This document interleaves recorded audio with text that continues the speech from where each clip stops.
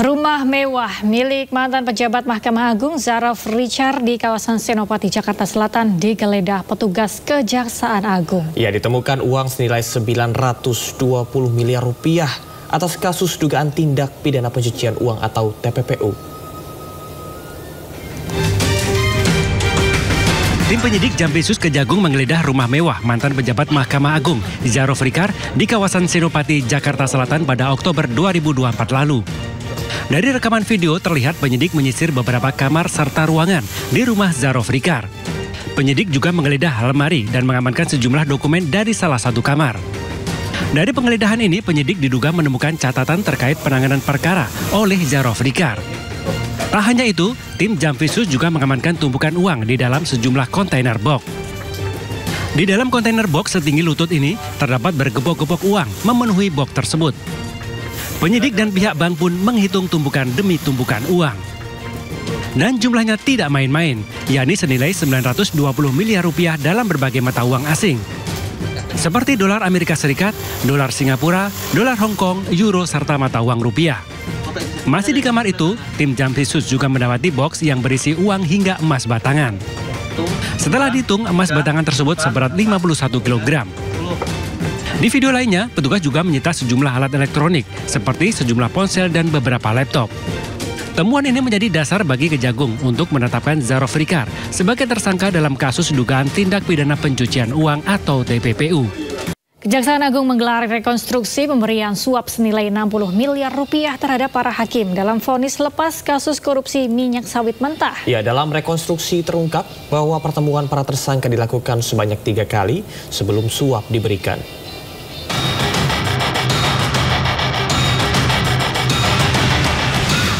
Kejaksaan Agung Republik Indonesia menggelar rekonstruksi pemberian suap dan gratifikasi senilai 60 miliar rupiah untuk para hakim pemberi vonis lepas kepada 3 terdakwa korporasi dalam kasus korupsi izin ekspor minyak sawit mentah. Reka adegan ini melibatkan 8 tersangka, terdiri dari 4 tersangka hakim penerima suap dan 4 tersangka pemberi suap. Ke-8 tersangka melakukan rekonstruksi sebanyak 27 adegan, mulai dari pertemuan hingga pembagian uang suap di antara para hakim.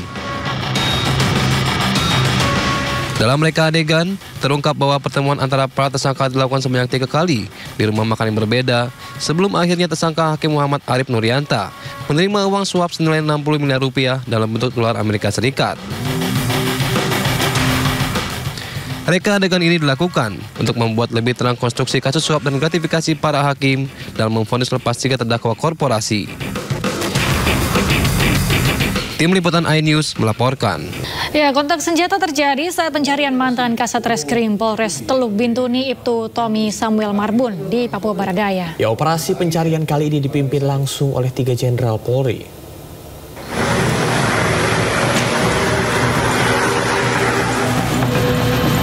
Jenderal Tinggi Polri memimpin langsung operasi SAR Alpha Bravo Moskona 2025 di Papua Barat Daya.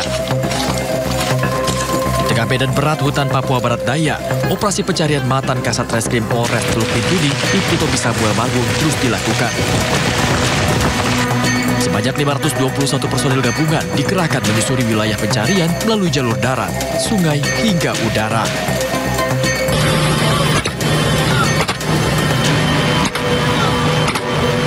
Di tengah operasi ini, kelompok kriminal bersenjata melakukan penyerangan terhadap posko Satgas Alpha Bravo di wilayah hutan Moskona. Kontak senjata pun tak terhindarkan. Tidak ada korban jiwa dalam peristiwa ini. Tentu saja kita mencari di sekitar TKP, ya, kemudian bergerak di zona merah. Zona merah itu adalah dari titik TKP sampai Muara Miyerka. Ini akan dicari oleh tim SAR yang dari Brimob, bergabung dengan beberapa tim. Sebelumnya, mantan Kasat Reskrim Polres Teluk Bintuni Ibtu Tommy Samuel Marbun dinyatakan hilang sejak 18 Desember 2024 lalu. Hingga kini, proses pencarian terus dilakukan. Dari Teluk Bintuni, Papua Barat Daya, Chandri Suripati, iNews melaporkan. Pemirsa, sebuah speedboat meledak dan terbakar saat hendak menjemput rombongan Bupati Kepulauan Tanimbar, Maluku. Akibatnya 2 ABK terluka bakar parah.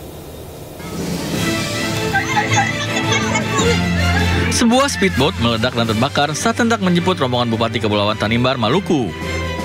Speedboat dengan nama lambung Junior M ini terbakar di Pelabuhan Adaud, Kota Somlaki, Kepulauan Tanimbar. Mengetahui ada kebakaran, sejumlah warga berupaya memadamkan api dengan peralatan seadanya, namun tak berhasil. Kebakaran semakin membesar dan api dengan cepat melalap badan kapal. Tak hanya membakar badan kapal, namun api juga menyambar muatan BBM dalam kapal. Kebakaran ini diikuti kepulan asap hitam yang membumbung tinggi dari bagian mesin. Warga terpaksa menghanyutkan kapal ke tengah laut untuk mencegah kapal lain di pelabuhan ikut terbakar.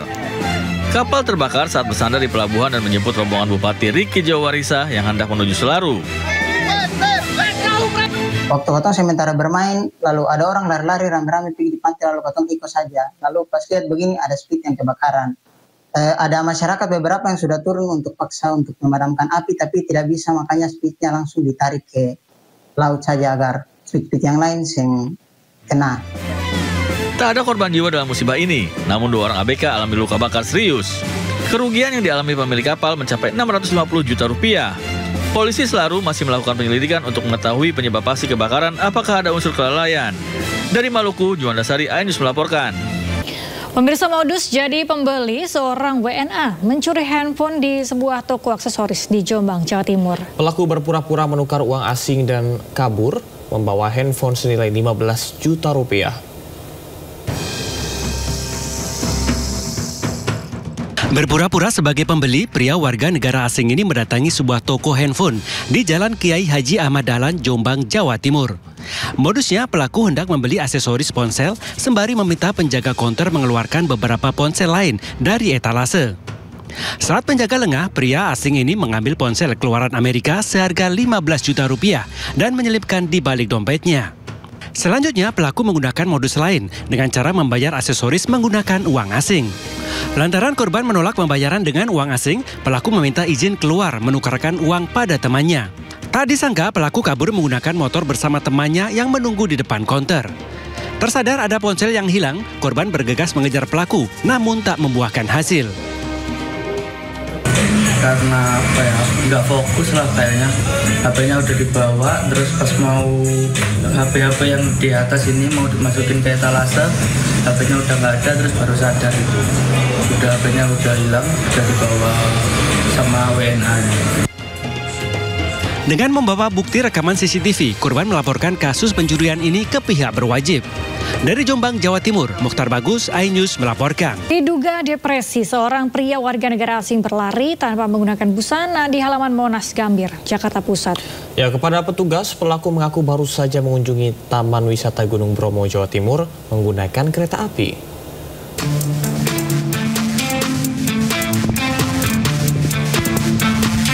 Pria warga negara asing ini ditangkap petugas TNI dan Satpol PP lantaran melakukan aksi di luar nalar di halaman Monas Gambir, Jakarta Pusat, Selasa siang.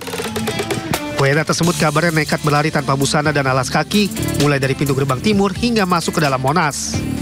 Aksi nekat itu diketahui petugas yang terkejut melihat WNA itu tiba-tiba berlari tanpa busana. Meski semula tidak mau berbicara, namun akhirnya dirinya mengaku bernama Victor, berusia 36 tahun, asal Rusia. Dirinya mengatakan baru tiba di Jakarta dengan menggunakan kereta api usai mengunjungi Taman Wisata Gunung Bromo, Jawa Timur seorang diri. Sementara kartu identitas dan paspor telah dirusak oleh dirinya saat baru tiba di Indonesia. Diduga, si WNA ini mengalami depresi akibat beban pikiran. Yoga kata before? When? You come here? Yeah. With who? Just alone. Yeah, I come to airport, but then I had my passport, so I couldn't fly. Why? Because I'm a Jew. Gila. Usai diberikan makan dan dimandikan, WNA tersebut kemudian dibawa petugas ke Polres Metro Jakarta Pusat untuk diperiksa lebih lanjut sebelum nantinya diserahkan ke pihak imigrasi Jakarta Pusat. Dari Jakarta Pusat, Rani Sanjaya. Ya, menjelang Hari Buruh 1 Mei esok, rumah Ketua Serikat Buruh di Medan, Sumatera Utara justru menjadi sasaran teror bom molotov oleh orang tak dikenal. Ya, pelaku datang berboncengan motor, melemparkan bom molotov ke dalam rumah korban.